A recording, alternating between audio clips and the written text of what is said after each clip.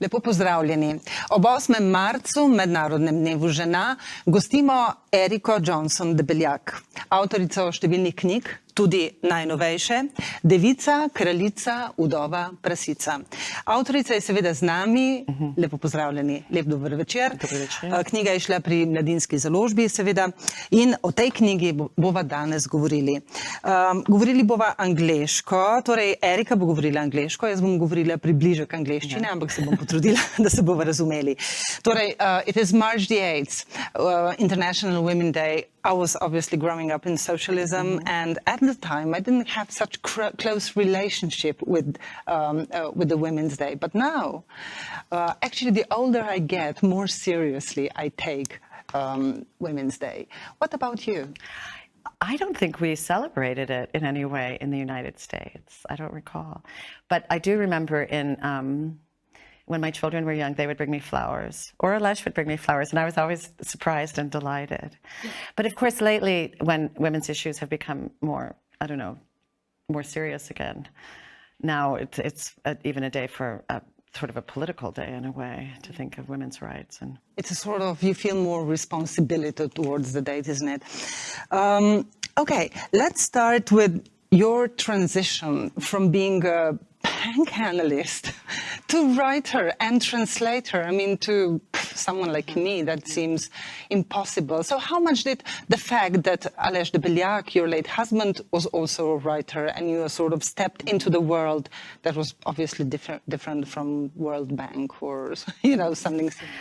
I'm sure that had an effect. But I was first of all, in America, we have often a more fluid labor market, I could say, that it's not. My mother went to law school when she was a divorcee of about 33 years old, and that was in the 1960s. And those sorts of transitions seem strange and impossible in Slovenia, but they were more common to have midlife or big career changes. And I was not satisfied in the banking industry. I had done it because I felt I needed a way to make money. I needed to have a career. And I didn't think of being an artist or a writer, because I joke that because I lived in New York City and all the waiters were writers and actors, I like to write, though I never would have seriously dreamed of it. And then when you studied French, wasn't it? I studied French literature, and I was always more tuned into culture than I was to the financial world. Though I came from a family of professionals, mostly lawyers and doctors, and my brother had gone to business school. So when it came to figuring out how to make a living in New York City, I thought, well, I'm going to go to business school or law school. And I thought business school might be a wider, range of activities, but it really wasn't. And I enjoyed it as a challenge, but it wasn't my world. And I thought then, I was trying to change careers then, but once you're in a fairly well-paid job, it's tricky just to, and in a way, I think it would have been more difficult for me to move to Slovenia if I had a job I loved, that I couldn't have pursued here. But since I didn't want to be a banker for the rest of my life. That made it kind of easier to leave and less of a sacrifice. And then when I came here, it turned out I wasn't allowed to work right away because of citizenship statuses and things like that. And I had to answer the phone when Aleša was out of the apartment, which was difficult because I didn't speak Slovenian. And the editor of Delo, I don't know, within the first year, he said, why don't you, it wasn't the top editor, it was of one of the pages, and I don't remember his name. He said, why don't you write what it's like for you, an American, to come to Slovenia? And I was like, And Aleša encouraged me, and I did it. That was the famous Copati article. Well, no, that was a separate article. It was Dvojka v hiši domačijo, and it was very popular. And then at Obzorje, they asked me to make a full book out of it, and that was the beginning of the journey. But do you remember, how was it? I mean, sitting in front of the empty paper, blank paper, and you have to fill it with something, and you are not a writer. You have not been writing. I was always a very good writer. I was always a good student, and I remember, it's kind of a joke, because my job in the bank where I worked was to write proposals for big financial deals. And my boss once said to me, you're the best writer we've ever had. And of course it matters. You can be persuasive even in that kind of environment if you know how to write well. So I know that in the beginning I was very reluctant to put myself on the page, or my love story with Aleša. And I tackled Vodnikovo domačijo as 5 thematic, like I talked about language, I talked about the kind of farming situation here, that it was so exotic to me. I had 5 themes, and so I tackled them discreetly. And I don't remember I remember it being a challenge and being fun. And I do remember Aleša trying to get me to be more open. And now I've come to this book, which is very open. It is, well, for someone who doesn't know you, who doesn't know your circumstances, who just reads the book, probably people in Slovenia would say that it is a very American book, because you approach very difficult and very intimate, very personal subject, it seems, with such ease. We Slovenians are, of course, different about it. We will not speak about our, delicate illnesses and so on. So tell me, this brutal honesty, as you call it, is this mainly due to therapeutic purposes, or is this basically your writer's motto? Well, I was always probably more open in terms of revealing certain personal details or putting myself in texts and columns than maybe the average Slovenian writer. And also as a person, I'm quite open and tell things quickly, and I'm not really hiding things. But but this book was a bit frightening. I started it as almost as therapy, because I was in such a period of chaotic pain and not knowing. When this sort of trauma occurs, it's as if the world outside of you kind of shatters and the world inside of you shatters, and you don't know who you are anymore. So I started it to try to get through this trauma and understand who I was and what had happened. And I knew little about death. I knew little about grieving. I knew nothing about widows. And so I started as a therapeutic exercise. And then when I wrote the first chapter, which actually was not difficult to write, that's my journey home from America, where I was when Aleša died, back home by myself on a plane for 11 hours. And that journey was so traumatic, and it was inside of me, and it just I almost like threw it up. It was that, and it was so honest, and it was the writing is kind of chaotic and in the first person and in the present tense. And once I wrote that chapter, I realized, well, it doesn't make sense to write this book if it's not. It's honest. I mean, everybody has different perspectives. There are many different truths, if you like. But from my perspective, it's not honest. And if I don't tell all the things that were important to me and that affected me during that time. So I decided just to keep writing and be completely honest. And that at the end, first of all, I would see if it was a good book and if it was worth publishing. So what did you do? I mean, who read it first to tell you? I had a group of women readers, my muses, and so I had people reading it, and they were very encouraging. Of course, it's difficult with that kind of book. It's difficult to criticize it because I'm writing about such difficult, painful things. So I had a group of readers who were very helpful, and I also and encouraging. But I knew from the beginning that it was extremely powerful. I kind of knew it was a good book. But I decided I'll just get to the end, and then I'll look back and say, do I want to censor myself? Do I want to take certain whole thematics out that are too sensitive? But in the end, I didn't. I changed some names of people, but I didn't. I essentially didn't change it at that point. So, okay, I understand why you did that, but I think you said it somewhere, you mentioned this famous Tomasz Szalemon's quote, who was saying that basically families don't like writers. Yes, and there's other quotes that says, when you write autobiographically, you should write as if you're an orphan. Because you shouldn't be worried you shouldn't worry about hurting people. But I found that difficult, and in previous books had all been I hadn't had such painful thematics and such really very personal things to say. So I didn't have that problem so much before. Because once I inadvertently insulted somebody in a humorous column, I thought it was humorous, and I felt so bad. So before, I used to, when I wasn't dealing with such deep and difficult issues, I used to give my stuff to read to the people who were characters in them, let's say, for approval to see if they were okay. And I didn't do that with this book for the first time. And this was the first time I was writing in a way that I knew that I might hurt certain people. And, but this was such an important book for me that and I think it's very important because you speak about my openness and how different this is from Slovenian society. culture. In the world today, I don't know if it's the entire world, but certainly in Western reading markets, autobiography has been, and various forms of autobiographical work, has had a huge boom for like the last 20 years, and it continues. It's really kind of an interesting question. Why? Why do people prefer nowadays to read true stories than fiction? Why do we love them, isn't it?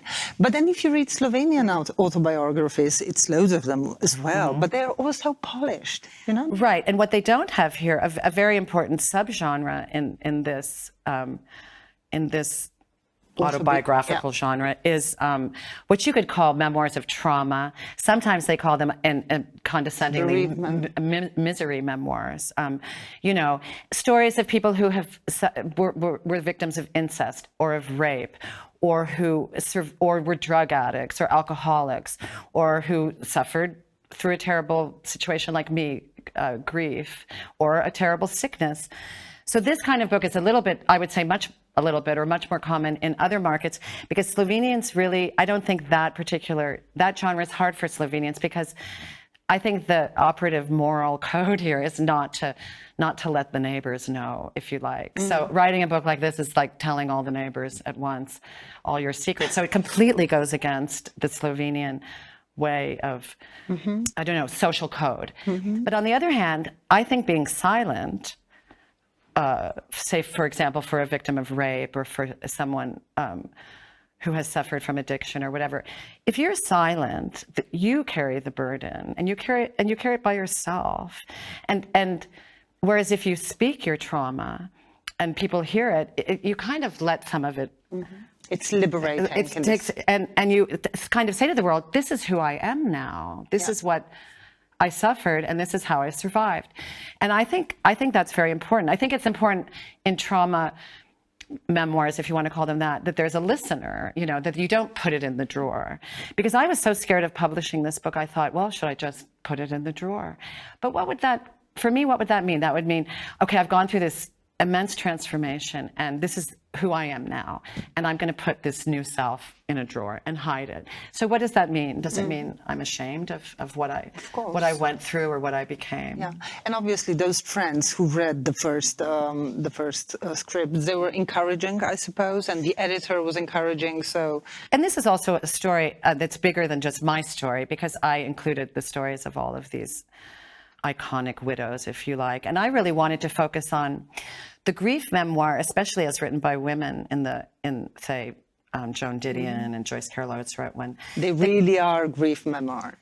And they have a formula that I noticed that I wanted to depart from, which in some ways I stuck to, but they usually find their kind of healing by going back to the dead man and kind of resurrecting him in a sense, and he becomes the center of the book somehow. And I was so struck by my new situation in society as a widow that I wanted to explore women. I wanted to explore the people who survived. I wanted to explore what their lives were like. So that was a focus. And it was almost like there's an ongoing metaphor through the book of the kind of solar system, with the man at the center and the women orbiting. And I really wanted to pull the perspective and the gaze and the narrative voice and hold it at the woman with me. And I'm here, I'm alive, and I have to survive all that, isn't it? If we go back a little bit to a sort of Slovenian attitude to everything what was happening. So you said in many interviews, basically, or maybe that was my impression reading your book, that Slovenian society had an ugly response to your husband's death, and I can imagine also reading from your book, it was very hurtful, to you and your children, and the whole family, basically. It was hurtful, but and I did say it was an ugly response, and I felt it as an ugly response. But to be fair to Slovenia, it had been said to me, and I think it's true, that if I had been living in New York and my husband had been as famous in the New York literary scene as he was in the Slovenian literary scene, and if his death had been as mysterious and strange and sudden, I would have suffered from, there would have been plenty of gossip. That was my next question. Yes. It's human nature.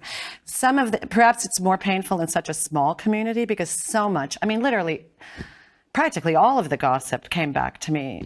I would hear in the beginning nearly every day.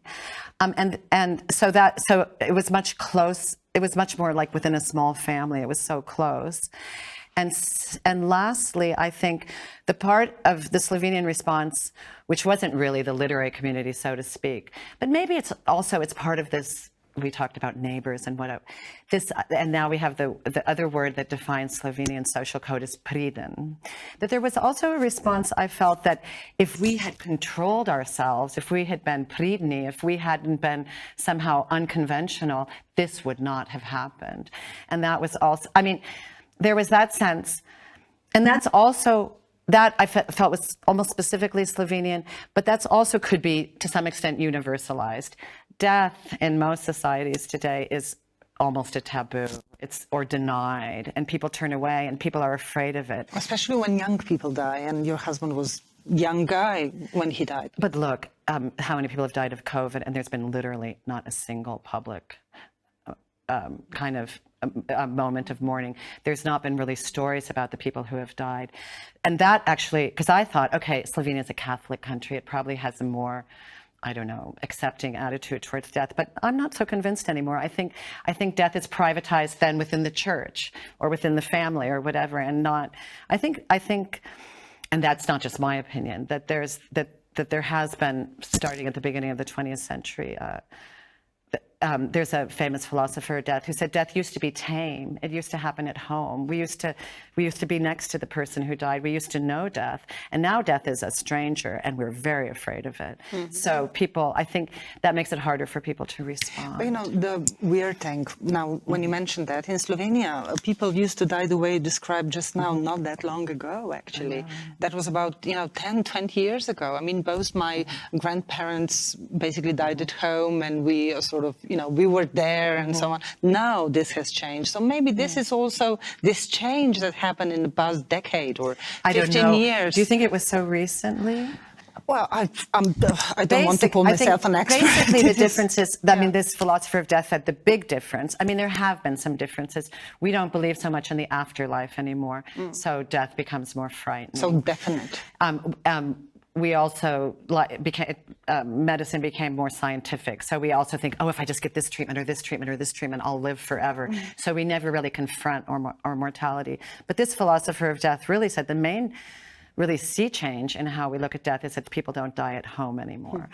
So we're really, they get taken away to some like professionalized place, and they're spirited away. Yeah. And so it's become very strange and frightening. One more thing about Slovenian society. Well, there might be some more, but do you still, after you lived in Slovenia for 25 years, do you sometimes still find it maybe annoying or difficult to live in Slovenia? I'll tell you why I'm asking that, because I used to live, a couple of years, 5, 6, 7 years in England. And when I returned to Slovenia, I found it so, so difficult to live. Everyone minding everyone else's business, everyone knowing what you're doing, where you're going.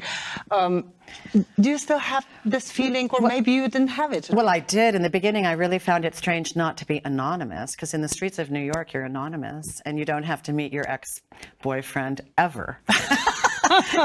And here it's completely different. And then that sort of intimacy of, going to the market and seeing everybody I got used to it, and it didn't bother me anymore. But this last year, I've been so disturbed by the how Slovenia has responded to this unusual situation we find ourselves in, and it's been rather depressing. And it's taken place. What I'm remembering, I often think, what if Aleša were here? What would his attitude or his role be? And I think sadly, Aleša came. I was asked, as I said in the Sobotna Priloga article shortly after Aleša's death, and also in this book, that I was always said, are you going home now? When are you going home? So home, if American. I'm like, I've been here 25 years. Is this not my home? But, and at the beginning of my life here, people have said, why didn't you guys stay there? Because he had a PhD, an American PhD, and he would have gotten American citizenship if he married me. But he wanted to be here. Of course. He wanted to be part of the new Slovenian state. And he wanted to speak his language and write in his language. He wanted to teach Slovenian young people, not American young people. It was really important to him. And at the time, we got a subsidized apartment because they didn't want people like him to leave. And now I feel, I live in Ljubljana, and anyway, I feel the young people, my own children and other children, they feel like they're not wanted in this country. And I just feel so sad to see that arc of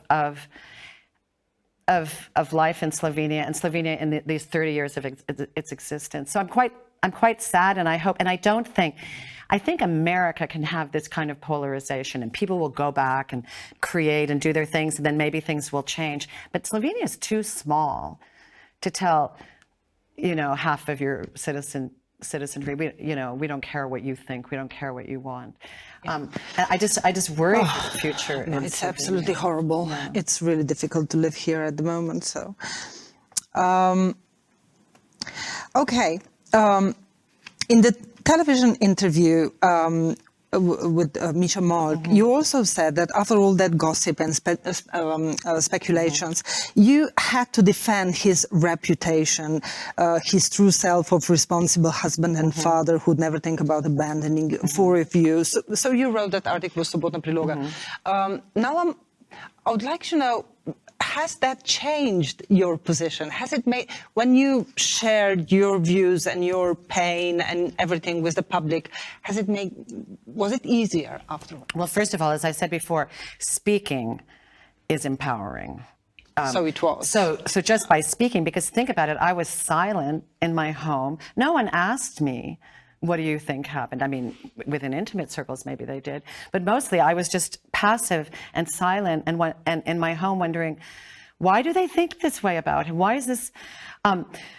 So it was just speaking was useful. And I felt this kind of storm kind of go more quiet. And that was already a relief. But I was in that first, as I think I said on Misha's show, I was in a state of chaos and shock and adrenaline. And I really felt, I felt like a kind of a warrior. I was like, oh, and I felt, yes, I have to defend his, if you like, reputation. I had a bereavement counselor, as I've said at various points, and she said, why are you so judgmental about suicide? She was like, yeah. But you were not judgmental. It's, of course, so many people commit suicide. Yeah. Like here, it's almost like, here, I also dislike the kind of the obvezno slovenski pesnik naredi samomor. That kind of bothered me, that whole way of looking at it. And also note, people feel so uncomfortable with not knowing what happened. They have to come to a conclusion. And I think, and why can't we? Death is mysterious. It is the greatest mystery. Why, for example, with Primo Levi's death, which was never satisfactorily, why do they write in forwards, he committed suicide? It said, why don't they say he died under mysterious circumstances? Why are we so uncomfortable with that? But from that first year of being like in a mad state of chaos, and I don't feel like it matters that much anymore. In the first year, I felt it really mattered how he died. And eventually that becomes less important. The fact that he's gone and what he gave us in life and how he remains in our life in some way, that's what's important. And really that moment, I think if one of your children said that at the very beginning, wasn't it? Lucas. Yes, or both of them said, both Simon and Lucas said, it doesn't matter. That one said it doesn't matter what everybody else thinks, it matters what we think. And another said it doesn't matter why he died, it only matters that he is dead. So they were much wiser. Just mention one statement which I really liked. One of your friends or your acquaintances was saying in a group of people like, I don't care, I'm going to believe what Erica believes. I think that was beautiful for me. That was really beautiful, absolutely. Okay, let's talk a little bit about that essayistic part of your book, which I really, your personal story is so strong and beautiful, but also how you combine all those historic, mythological aspects of widows and widowhood. How did you approach the issue? Well, as I said, I at one point, it's this now eureka moment, as Patricia described it, that I was walking by the train tracks by my house, and I all of a sudden had this overwhelming sense that I am less in society as a widow than I was as a wife. And that just struck me as crazy. How could that be? In 21st century, yeah, modern and why did I civilized feel that society? so viscerally? So I became interested in the widow as a figure. And once you're interested in the widow, they're everywhere. There's no end to There's it. Les liaisons dangereuses, that evil, I forget her name at the moment. She's a widow. They're all over the place. So I began I began to read a lot of books that had widows in them. material. The best thing I had was a book of academic essays that basically went through the role of the widow, mostly in Western, society or Christian society, from early biblical times to today's era. And also it had one chapter on Islamic widows and one chapter on Sati, Indian widows. So that gave me a great overview and gave me a lot of the big names that you kind of forget about, like Judith was such an important one for me. So that gave me a good basis. And then I just started to read, and I would discover them. But it was interesting because I started with these biblical widows who I loved so much. Tamara and Judith. And I thought that my Indian widow would be from some classic text. But whenever I read about Sati, that's the practice of Indian widows throwing themselves or being thrown onto their husband's pyre. I always came across the name Rup Kanwar, who was an 18-year-old girl who died on her husband's funeral pyre in 1987. And I couldn't, she kept coming to me. So she's my one actual real woman. The rest are either from the Bible or from fiction. Well, the interesting thing also is, of course, they are not just stories, just somewhere in the book. They're all closely connected with different stages of your, basically, how to call it, with the phases of your, žalovanje. Thank you. Thank you so much. Mourning, I guess, in English. Yeah. So how did you do the selection? Maybe if you can explain this approach so much without giving too much, of course, to the readers. Well,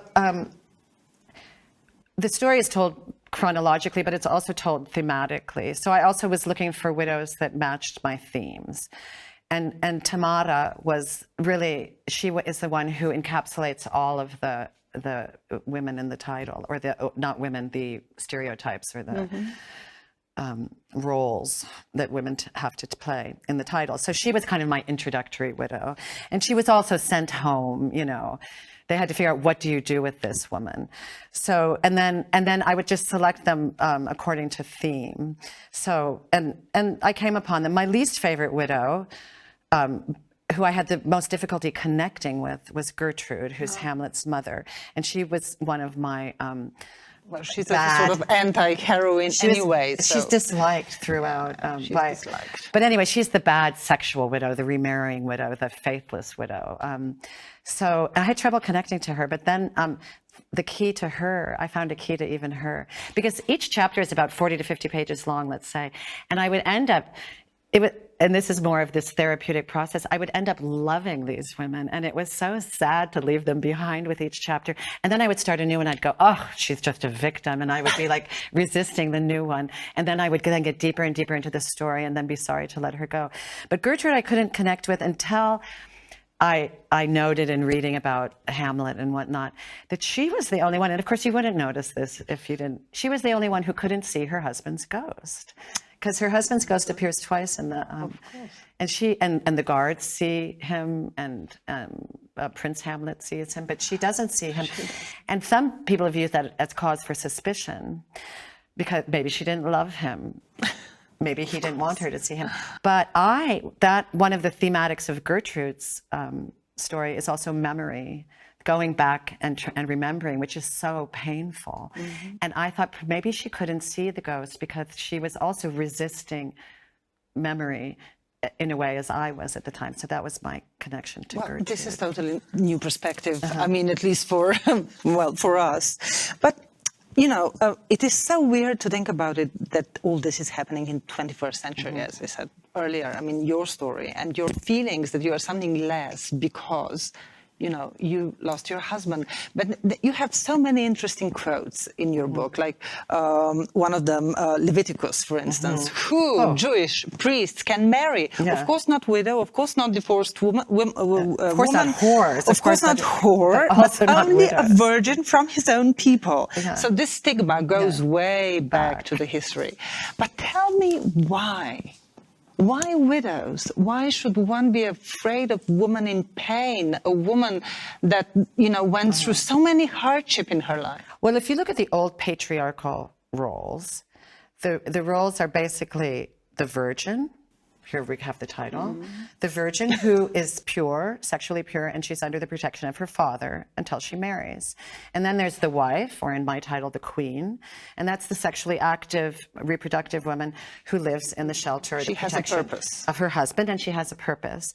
And then the problem is the widow, because she is sexually experienced in life, and yet potentially she has no male protector. So a lot of the effort was to get her a male protector, or to put her in a nunnery or an ashram, or let her die with her husband. And to so many women, exactly this has happened, isn't it? But widows are interesting. They're not just, they're interesting because they are both viewed as vulnerable and helpless and sad, of course, but they're also potentially strong because they have, some of them, if they're allowed to inherit, have their own assets. For example, in the Netherlands, when in the early market trading, only widows were allowed to go to the market and transact trades among all women. Yeah. So sometimes widows got extra, almost the powers of a man. Like Judith in your story. Right. So they're ambivalent characters, and you could say that, and even some people have said, no, not in the 21st century. There's not this stigma. There is the stigma of death, but I think the way it would be easier to think about is if you consider becoming a widow or becoming a mother, anything, all of these phases of life. If you consider it a rite of passage. Mm-hmm. Well, some rites of passage are accompanied by upward mobility, and some by downward mobility. And there is no question, but becoming a widow is a passage that means downward mobility, socially, but also often economically. If you look at statistics, widows have a lot of difficulties. So it's not. I mean, if that sounds better to the 21st century ear than a stigma. Widowhood is often an occasion of downward mobility. But we should still call it stigma, should we? The attitudes towards. Is it a word too strong for 21st century? I don't know. This is my attitude, which is kind of interesting. It deals with our whole economic life and our whole social life. I read an article once that was interesting. It said women in traditional societies have it better off than women in Western societies. I was like, nonsense.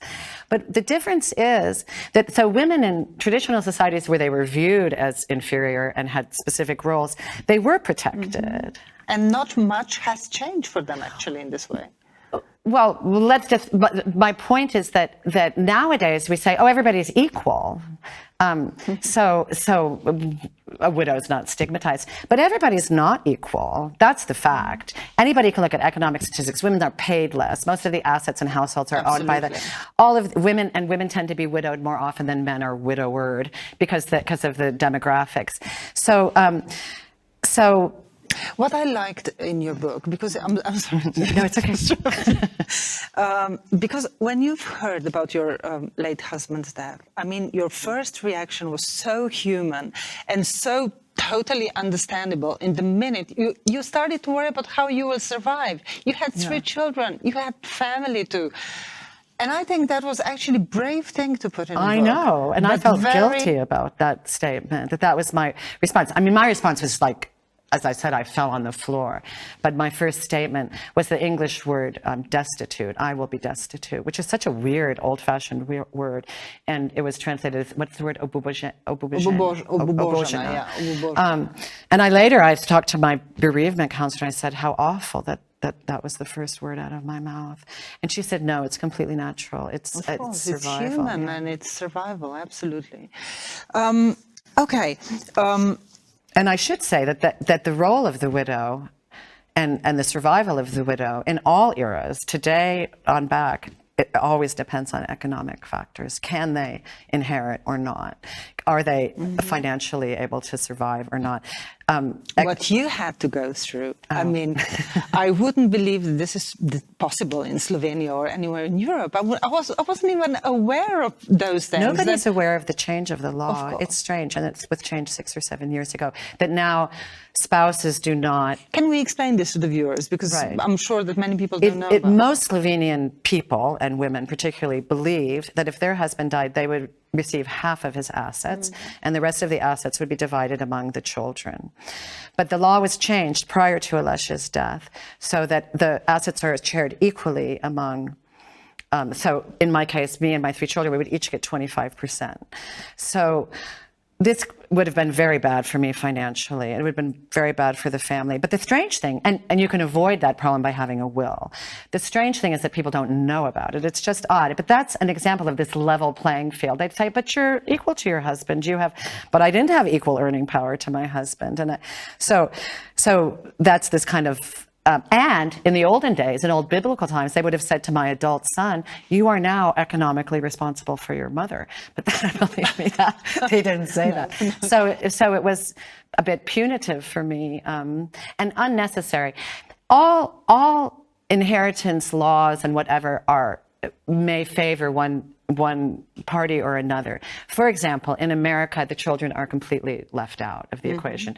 So in America, the wife inherits 100%, and she could marry again tomorrow. She could adopt a child from Africa and give all the money to that person, and the children of the man who died would be completely left out. That's also not a good system. But they still have a mother who's going to sort of... Well, that was what was odd, is that here, the social services steps in the place of the dead parent for, in a way, in terms of uzgoya and responsibility, and that's really infantilizing to the person who is left. And if you think your identity has been shattered, and then basically you're being told by the state, you're not.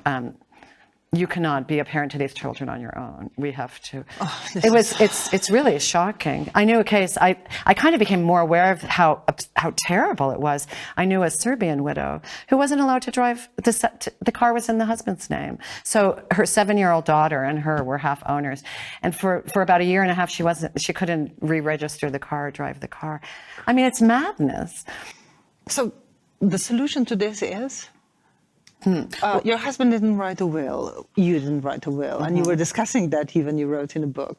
That would probably solve something. That would solve some things. The solution is in terms of social services, and I like Slovenian social services. It's a great organization that's very helpful to people that need help, and they've helped me too. Although in that particular instance, it was a terrible situation. They would have to be willing to use their discretionary powers to identify which.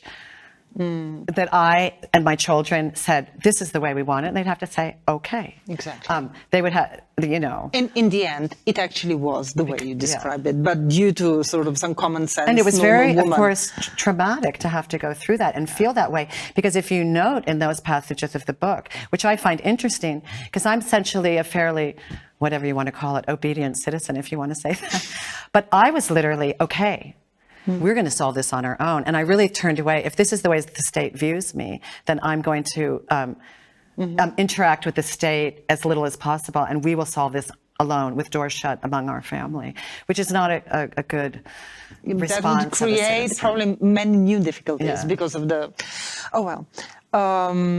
Another thing. I mean, when a woman becomes a widow, I believe that there are, of course, certain norms and expectations that she's due to follow. I don't know. For instance, when I was little, that was more common. Women were totally dressed in black. They were, tending their husband's grave. It is funny, we never say man tending his wife's grave. Well, certain things that widows do, this is all gone now. What is your perception? What did Slovenian society expect from you? A certain code of behavior? I don't know, certain...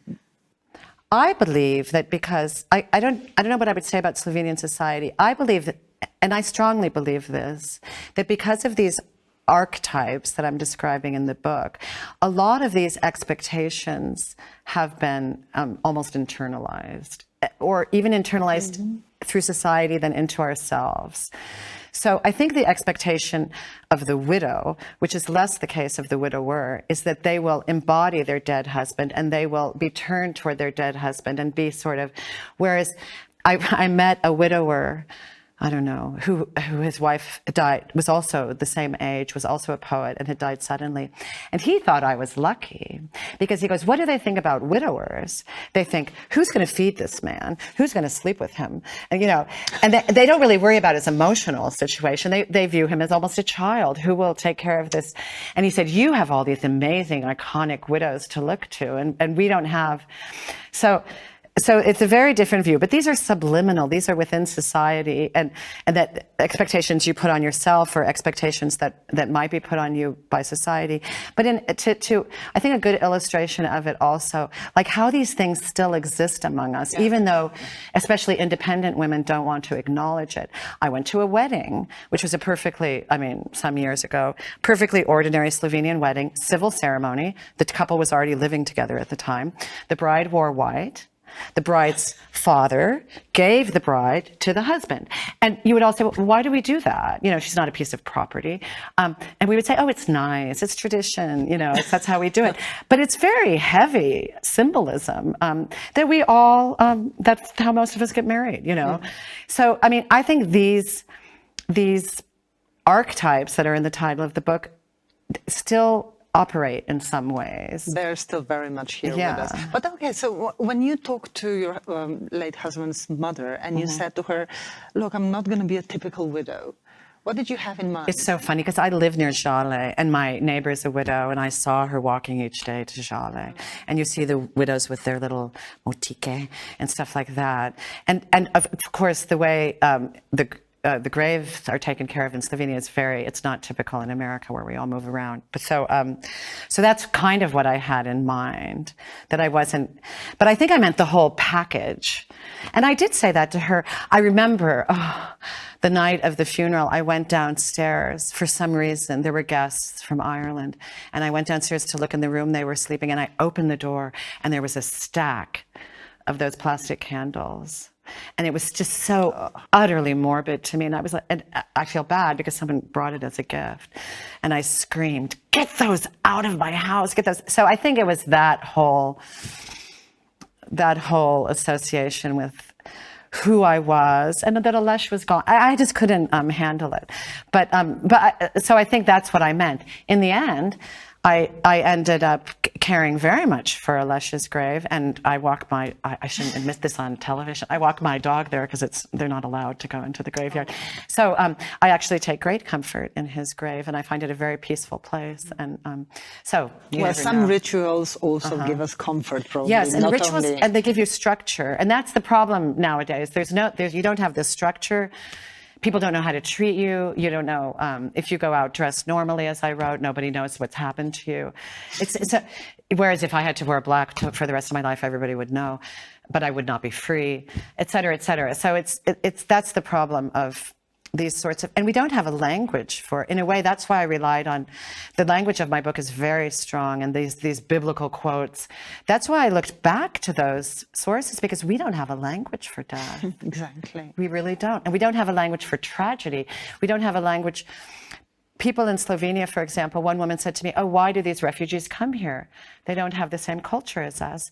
Well, they've undergone tragedies that we cannot imagine, that are much worse than, I think of a woman from Aleppo, let's say, a widow, who's maybe saw her husband die, whose whole city is gone, who has to walk across the world. And my tragedy is quite small next to that. So I think because we don't have a language, we almost deny that kind of human tragedy and suffering can take place. So I understand now what you were saying earlier, that now in times of COVID, Slovenians look helpless how to deal with all this. Absolutely. Joe Biden's an interesting president only because he has a lot of problems too, I'm sure, but only because he has suffered such tragedy in his life. And one of the first things he did was have a public memorial evening for the many victims of COVID in the United States. And I've attended many memorial events for Alesh, and they don't bring him back. They don't do, but when other people recognize your loss and recognize your pain, it's very, it is soothing, and it is necessary. Mm-hmm. And if people don't, like in this society that we haven't, I wrote an article for Spletni at the end of the year, remarking that there's not really stories, they're not profiles of the dead, and there's no public mourning. So I find that interesting. That and I think that must be hard for the people who have lost people, this kind of public silence and lack of acknowledgement. Did you have any interesting reaction to this? Did people question what you were saying? I mean, because this is not even debated in our society. Well, I had to, as I told you when we were chatting before this talk, that I don't follow Slovenian news encyclopedically.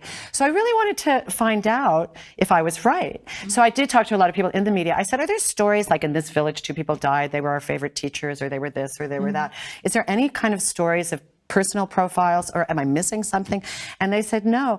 And they said, interestingly enough, people who had more said that in Croatia there are those kinds of stories in the media, in Italy. So it's kind of an interesting...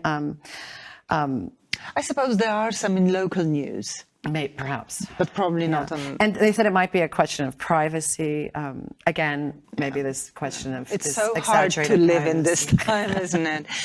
But tell me, one of those expectations that we absolutely have towards women is, I'm not saying we, I'm not saying me, but okay, for at least, I don't know, 10 years, she should not go out with anyone. She should absolutely not have sex with anyone, for the next 20 years and so on. Why is it that this is so? Why are we so harsh on widows? Well, I mean, why don't they deserve comfort? And and I do think that they, as I said, that that's this expectation that the widow is somehow embodies and is faithful to the man who is gone. That's her role. So obviously, going out or sleeping with other men would not be part of that. But widows have also been, there's 2 images of widows. As I said, the widow is a very ambivalent character or figure in history. There's 2 images. One is the nun who goes into the nunnery and is pure forever. And the other is the merry widow of Windsor. And and you can find accounts of there's an amusing account, which I didn't manage to put in my book, about a man who hooked up with a widow, I don't know, say in the 15th century or something like that. And she was so insatiable that she kept wanting more and more, and he finally had to leave. It was too much for him. So there's also that side, the dangerous sexual widow, is also a cultural figure that has to be suppressed a bit. So there's both sides. And also, for example, a lot of witches they say in the Salem witch, the people were widows who had inherited, who were independent, who were sort of frightening as female characters. So. Are they particularly frightening to women, or why is it that women are the first, or they're the ones who symbolically excommunicate the widow? Well, I don't even know if that's true. But I suppose women... Sometimes it is true in archaic times. In archaic times, I described how in the sati, or in the Hindu tradition, they would come. That's so tragic. They would come and they would dine with the widow. The first day, they'd cook for her and feed her, and then at the end of the meal, they would throw her to the ground. They'd shave her head. They'd cut off her tali, which is the name of her wedding, and they were the ones to. I don't know. I can't answer that question. But I would say, as feminists, here we are on March 8th, we like to think feminism is so complicated. Also because, I'm horrified if I look at the situation in the U.S. and all of these right-wing lunatics, that a lot of them are women, which means, by definition, they are against a policy of rights to abortion and birth control and all these things. So, but women, if you look back, women have played a big role in the Ku Klux Klan. They've played a big role, and so women are. That's the essentialist view that all women are good and all men are bad, which is not true. But perhaps in these female rites of passage, if you want to talk that way, on some primordial level, that women are the ones that enforce, on some levels, these roles of wife a virgin, this, you know. Okay, I'll ask you in another way. Do you now, after all those years, well, not so many years, but after all those years, do you now realize why did you actually lose your closest friends after your husband died? Well, I think there's so many layers. And I think one layer is this stigma of death, that some people just can't be with you. And maybe it's, sadly, the people who are closest to you and the people who knew who you were before and who you are now. And so maybe it's that. And I think what's interesting about my book is I also read a lot of grieving literature, and a lot of the things I described are things that they describe in the grieving literature, but not personally. They say relationships will be rearranged almost invariably where a person dies. The whole solar system is somewhat rearranged. So things, but I tell it, I don't really explain it. I just say what happened. And also also relationships that might have had previous difficulties, or those difficulties might come to the fore or whatever. So I think it operates on multiple levels. They also say in the grieving literature that it's in a way easier for you and easier for the people in your lives in a way for someone to know me only in my after Alesha's death and not through the change. But of course, I did have friends from before and from after, and people, and we find ways of adjusting. And also this, again, I have, my editor, Nela, said to me, oh yes, this is how single women are treated in society. And she goes, and of all the single women, widows are the best because they're viewed to be innocent in their fate. And then divorcees, it's probably her fault. And women who never married are the most questionable of them all. But it's true, even, for example, a woman who's a friend of mine, an acquaintance, I've been invited to her house every year for her birthday. And after Alesh died, never again. And we never argued, and we still have communications with each other. But this idea, like, oh, that friend Nela said to me, couples don't invite you. And I said, nonsense, because Alesh and I were very open. So we invited older people, younger people, married people, single people. And I dismissed that notion. But it's true. I mean, there is that truth too. And it's not because you're some fabulous widow that might seduce their husbands. I mean, not on the most explicit level. They may be thinking, she'll be uncomfortable, we'll be uncomfortable, whatever. But all of these really, it's so startling for all of those kind of changes, large and small, to happen. It's very difficult to handle. And you might think, oh, it's me because I'm foreign or whatever. But I get letters from readers almost every day, and most of them are from women, and many are from widows or divorcees or people, and writing. Now I know now I realize how I was with my treated, and. So I don't think my situation is entirely unique. Mm-hmm. This book is going to be very helpful to to the women who had similar circumstances, I believe. Yes, and when I was so nervous about publishing it, a writer friend of mine said, even if you help only one person, it's worth it. And I know I've had many more letters than that. So. What I was thinking when I read this book, one thing crossed my mind a couple of times. It's like, okay, you being anyway independent, successful, eloquent, intelligent, clever woman and so on. But then you have so many widows in Slovenia who do not know who to call, what to do, how to react in situations like you had with inheritance, so many things that you had to deal with. I mean, how do these women survive? One man wrote to me and said, or it was on Facebook, and he said, when my father died, the neighbor said to her, I forget exactly how it was, said to her, there will be no men in this house, like right afterwards. I mean, can you believe that? So I think a lot of women manage ultimately, but I think a lot of people are, like I have the passage where some neighbor of my mother-in-law's never spoke to her again, would cross the street. And that happens. You're on your bicycle and people turn away. And you have to deal with it. You get very tough. You get very tough. I can imagine. And you realize what's important and what's not important, and what you have to negotiate, what's worth fighting for and what's not worth fighting for anymore. So has death of your husband changed you great time? Well, I think, and another one of my readers and friends said to me, "Oh, but that sounds so Christian or Catholic." I do think, I do think that level of suffering changes a person and makes them, generally, if they learn from it, it makes them deeper. Well, how could it be different? It's impossible, isn't it? So, and also I have to have a new relationship to Slovenian society, much more direct, which has been kind of interesting and fruitful for me. So I've enjoyed some of the new friends I've made and some of the new contacts I've made and the new ways I have to operate in Slovenian society. Because Aleša was very, he was protective of me in a way. I mean, I didn't speak the language. So our relationship in some ways was based on him being, as I said, my guide to Slovenian life, my interpreter, and so all of my activities in Slovenia were kind of challenged by that. He was my co-translator. When I had trouble with a translation, it was to him I went. When I wrote columns for Večer, he would be my kind of fact checker. I could write very boldly about Slovenian, some situation. He would say, no, that's not true. And now I don't have anyone to do Exactly. That. You are... So independent. So those things I had to kind of, at first I thought I won't be able to do anything. I won't be able to write books the way I did. I won't be able to translate the way I did. But I found in each situation that I wanted to remain in, I found ways to negotiate it.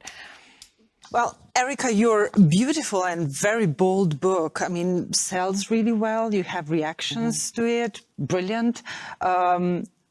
I just, for the last question, I wonder how did people react to the title you gave to the book? In Slovenian, it sounds so cruel. Devica, kraljica, vdova, prasica. In English, in English, it sounds a little. And why would it sound better? Why is whore better than it sounds better. I was kind of, or better, or less shocking, let's say. I was a little bit. Well, first of all, it's so funny that we're sitting around in Mladinska knjiga going, kaj pa cipa, mrha, psica, vlačuga, and it was like, how many words do we have? And there's and none of them really had a good rhyme except for prasica. And then I was shocked, and they were against it at first, and perhaps they were trying to protect me. And my translator Andrej Skubic said it's a very good title. So we decided to do it, but I was really surprised about how like almost hysterical some women were, because I find it kind of strange, really. I'm sorry. It's not that these words are used a lot. They're used the minute a girl goes on Facebook when she's 13 years old. It's like, oh, it's constant. And then we take, I take the word and kind of put it in my mouth, and it's all like, oh, one journalist said, I won't even write it on the page. And so I find that kind of, well, a bit hysterical and babyish, and maybe I thought maybe this word is stronger than I really realized it was.